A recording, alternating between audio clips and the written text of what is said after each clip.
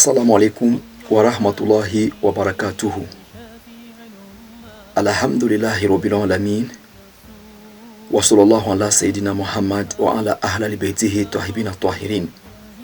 Qala Allah subhanahu wa ta'ala fi kitabil karim. يا بني آدم قد أنزلنا عليكم لباسا يواري سوآتكم وريشا ولباس التقوى ذلك خير. Le verset que nous venons d'écouter fait allusion de port des habits pour les humains en général, y compris les sujets de se voiler ou bien les sujets de l'hijab pour les femmes croyantes. Aujourd'hui, nous allons parler en résumé à propos de l'hijab ou bien de se voiler pour les femmes croyantes selon le Coran et les hadiths, c'est-à-dire les récits, les paroles des imams ou bien les paroles des immaculés. Le port de hijab ou bien le sujet de se voiler est l'un des cas que le Coran a énoncé. La question de l'hijab ou bien la question de se voiler se présente dans de différents versets coraniques et il est considéré comme une nécessité de la religion, notamment de la religion islamique. Il convient de noter que tous les préceptes n'ont pas besoin d'être mentionnés dans le Coran. Le Coran est comme une constitution qui traite que les généralités. Suivons ces versets. ونزلنا عليك الكتاب تبيانا لكل شيء وهدى ورحمة وبشرى للمسلمين. Ces versets nous expliquent que le Coran a mentionné tout sujet.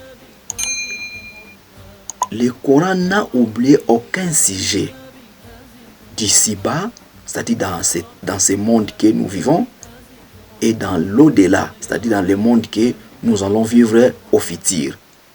Le Coran a tout parlé, mais d'une manière générale, selon ces versets coraniques que nous venons d'écouter. Et d'autres sujets sont approfondis par les paroles des immaculés. C'est-à-dire d'autres sujets sont approfondis par les hadiths. Le Coran a mentionné aussi les sujets de l'hijab ou bien les sujets de se voiler dans quelques versets coraniques tels que يا أيها النبي قل لأزواجك وبناتك ونساء المؤمنين يدنين عليهن من جلابيبهن ذلك أدنى أن يعرفن فلا يؤذين وكان الله غفورا رحيما. Il y a ceux qui disent que le Coran n'a pas mentionné les sujets de l'hijab impérativement. Mais ce n'est pas vrai. Il y a aussi les hadiths qui le prouvent que le port de l'hijab est obligatoire pour une femme croyante. Avant de citer quelques hadiths sur l'hijab ou bien sur les sujets de se voiler, suivons cette interview que nous avions fait en République du Congo-Brazzaville. Bonjour mademoiselle. Bonjour. Vous êtes une fille musulmane? Oui, je suis une fille musulmane. Excusez, pouvez-vous vous présenter? On m'appelle Moubine. Je suis élève au centre islamique Al-Mansoumine Vous êtes élève au centre islamique. Où se situe ce centre? au Congo-Brazzaville, Plus précisément où? ici à Madjibou. À Madivo. Merci beaucoup. Bon, nous avions une préoccupation en ce qui concerne le port de hijab en islam. Que dites-vous sur le hijab? J'aime porter le hijab pour me protéger et ainsi respecter les lois de ma religion. Pour respecter les lois de votre religion. Oui. Bon, mais quel conseil donnerez-vous à une fille musulmane ou bien aux filles musulmanes qui n'aiment pas porter le hijab? Elles doivent porter leur hijab parce que c'est une obligation divine. Vraiment, je vous remercie beaucoup et à la prochaine. Merci beaucoup. Assalamu alaikum wa rahmatullahi wa barakatuh. Wa alaykoum salam wa barakatuh. Pouvez-vous présenter s'il vous plaît? Oui, avec plaisir. Je suis Laïla, élève au centre islamique Ahl al-Bayti, Al-Mansoumine du Congo-Brazzaville. Bien, vous êtes élève au centre islamique Al-Mansoumine du Congo-Brazzaville. Oui. Je vous remercie beaucoup. S'il vous plaît, que dites-vous sur le port de hijab en islam?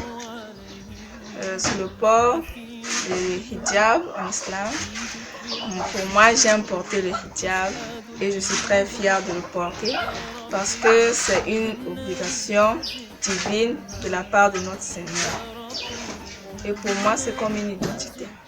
Mais que dites-vous sur les sœurs musulmanes que nous voyons par-ci par-là sans porter le hijab?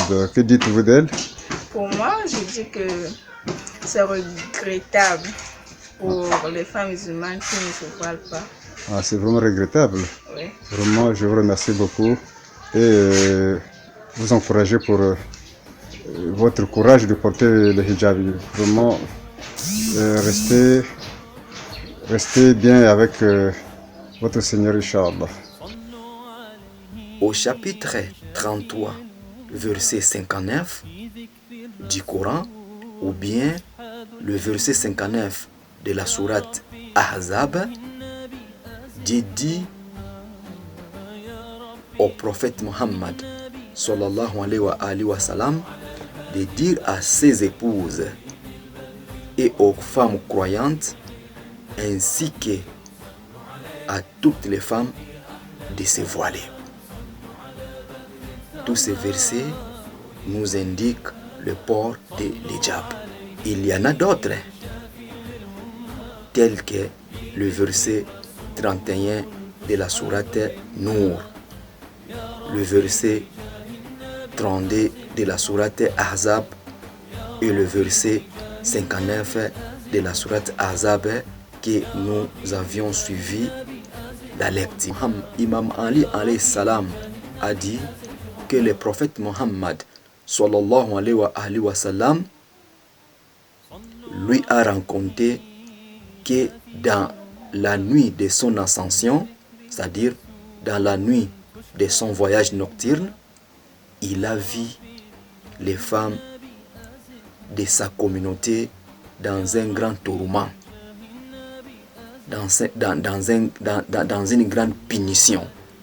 L'une d'elles était une femme qui avait le cheveu accroché à sa tête et celle qui ne couvrait pas le cheveu.